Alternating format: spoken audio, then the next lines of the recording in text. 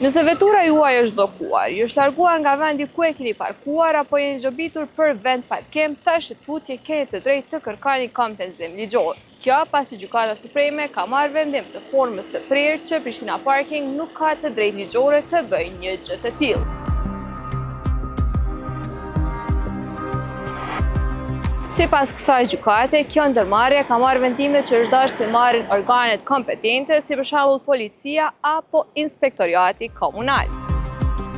Kuvendi i Kryeqytetit në vitin 2024 kishte miratuar rregullorën për shfrytëzimin e parkingjeve në komunën e Prishtinës.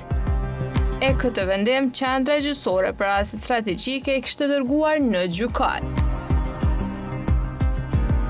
Në lidhje me këtë, për insajderin është prononcuar Liridan Salihu. Kjo gjykata ka shfuqizuar pjesërisht në sinqërsi nën dispozita të kësaj rregullore. Nga data 5 maj e tutje, Prishtina Parking nuk ka asnjë kompetencë të vendosë blokada për shkak të mospagesës së tarifës së parkingut nga ana e qytetarëve. Po ashtu, një prej kërkesave tona dhe pretendimeve tona është edhe e cila u vërtetuar nga Gjykata Supreme është se Prishtina Parkingu nuk ka asnjë kompetencë ligjore që të bëjë as bllokimin, as debllokimin dhe as bartjen e veturave të cilat nuk e paguajnë tarifën e parkingut. Ashtu siç e ka konstatuar edhe Gjykata Supreme dhe siç e kemi argumentuar edhe ne në paditë, kjo kompetencë është direkt kompetencë e policisë dhe e inspektoratit dhe nuk mundet me e lujt një rreth të tillë edhe në ndërmarrje publike e cila në fund të fundit e ka qëllimin komercial.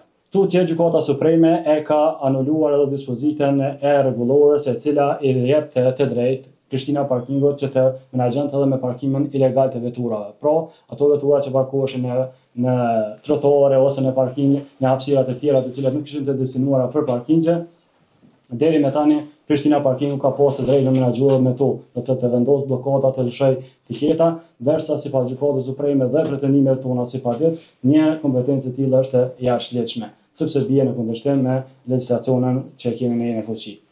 Tutje, Gjykata Supreme e Kosovës e ka kontestuar dhe e ka shfuqizuar edhe dispozitat e rregullorës të cilat e kishin kufizuar çështjen e shfrytëzimit të vend parkingjeve nga ana e vizitorëve në vend parkingjet rezidenciale. Do të thotë një kufizim i tillë i kohës që vizitorët të qëndrojnë në vend parkingjet rezidenciale, thotë që është kundër kushtetues, është në kundërshtim edhe me parimet dhe standardet ndërkombëtare. Komuna e Prishtinës, përmes rregullorës së Prishtina Parkingut, e ka cenuar përkatësisht e ka lënë të mangët qasjen e qytetarëve në shërbimet publike. Kjo nuk kupton që momentalisht me rregullorën e Prishtina Parkingut e vetmja mundësi për pagesa është ajo përmes telefonit. Ndërsa Gjykata Supreme konstaton se lënia e vetëm një mundësie të tillë për pagesa të parkingjeve e cenon të drejtat dhe e ul rolin apo e cenon të drejtën e qytetarëve për me marrë një shërbim i cili në fund të fundit është. Fillimisht kjo rregulluar ka hyrë në fuqi me 22 janar 2024.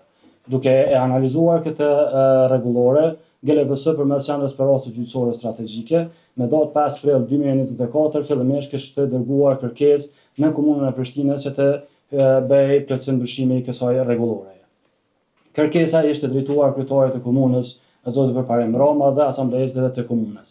Mirë po, pavarësisht një kërkesë të tillë e njëjta nuk kishte proceduar tutje nga ana e Kuvendit të Kryeqytetit, nga të dhënat zyrtare që ka Prishtina Parkingu, thuhet që diku gjatë ditës i lëshon deri me 6.000 tiketa për shfrytëzuesit e parkingjeve në komunën e Prishtinës, ndërsa janë rreth 190 bllokada që vendosen çdo ditë në veturat e qytetarëve të cilët qoftë për vonesa të arsyeshme ose të paarsyeshme vonojnë për me bë pagesën në Prishtina Parking. Ndonjëherë është edhe për problem të sistemit të tyre.